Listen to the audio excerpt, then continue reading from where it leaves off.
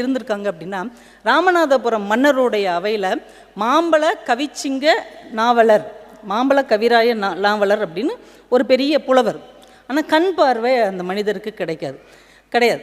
யாராவது ஒரு பாடலை சொன்னாங்கன்னா, அது எவ்வளோ பெரிய பாடலாக இருந்தாலும் சரி, ஒரு தடவை கேட்டாலே திரும்ப சொல்லிடுவார். எவ்வளோ பெரிய விஷயம். இப்போ நம்ம எழுதுனதே நம்மளால் சொல்ல முடியல, ஆனால் அவர் யார் சொன்னாலும் ஒரு தடவை கேட்டால் அதை அப்படியே திருப்பி சொல்லிடுவார். அவருக்கு ஒரு சீடர் இருந்தார். எந்த ஒரு பாடலையும் 2 தடவை கேட்டால் உடனே திருப்பி சொல்லிடுவார். அவர் கூட இன்னொருத்தர் இருந்தார், இன்னொரு சீடர். எந்த ஒரு பாடலையும் 3 தடவை கேட்டார்னா அப்படியே சொல்லிடுவார். இப்படி ஒரு கல்வி அறிவார்ந்த ஒரு படை அவங்க 3 பேர் அரசனுடைய அவையில் இருக்கிறாங்க. ஒரு புது புலவர் அந்த அரசவைக்கு வர்றாரு. அரசே, உங்களை நான் போற்றி 100 பாடல்கள் எழுதியிருக்கிறேன். இது மாதிரி யாரும் எழுதியிருக்கவே மாட்டாங்க, அப்படி ஒரு சிறந்த பாடல்கள் எழுதியிருக்கிறேன். சரி சொல்லுங்க அப்படிங்கிறாரு அரசர். ஆனால் இவரை பார்க்குறார். இந்த கவிச்சிங்கராயர் கண் பார்வை இல்லாதவர். இந்த புலவருக்கு அது கொஞ்சம் இளக்காரமாக இருக்குது. இல்லை, உங்கள் அவை களங்கமாக இருக்கிறதே, இப்படி மாற்றுத்திறனாளி உட்காந்துருக்கிறாரேங்கிற மாதிரி அவர் சொல்கிறார்.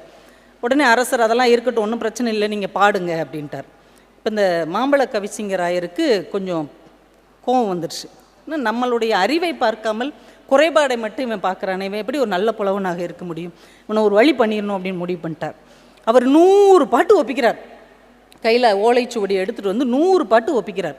ஒப்பிச்சு முடித்தோடனே இவர் சொல்கிறார், அரசே, இது இவர் பாட்டு கிடையாது, இவர் பொய் சொல்கிறாரு, அத்தனை என்னோட பாட்டு அப்படிங்கிறாரு. உடனே அவர் சொல்கிறார், அதெல்லாம் கிடையாது, அதை எப்படி சொல்வீங்க, ஏங்க அது என்னோட பாட்டுங்க, நான் வேணால் சொல்லட்டுமா அப்படின்னு 100 பாட்டையும் சொல்லியிருக்காரு. அந்த புலவர் அப்படியே கண்ணீர் விட்டு கதறி இருக்கிறாரு.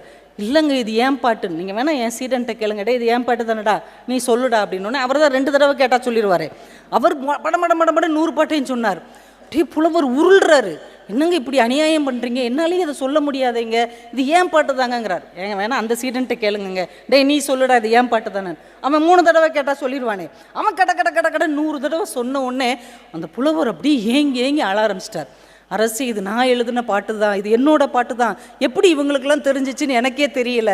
இப்போ அந்த கவிச்சிங்கராயர் சிரிச்சுக்கிட்டே சொன்னார், இது உன்னுடைய பாட்டு தான், ஒரு தடவை கேட்டவுடனே எனக்கு மனப்பாடம் ஆயிரும், 2 தடவை கேட்டவுடனே இவருக்கு, 3 தடவை கேட்டவுடனே அவருக்கு ஆயிடும்.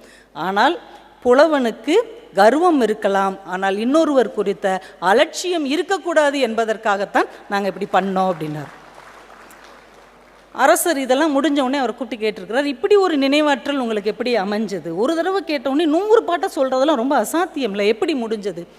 அதுக்கு அவர் சொல்லியிருக்கிறாரு, அதுக்கு என்னுடைய குறை தான் காரணம், கண்கள் இருந்திருந்தால் இந்த அளவுக்கு எனக்கு நிறைவாற்றல்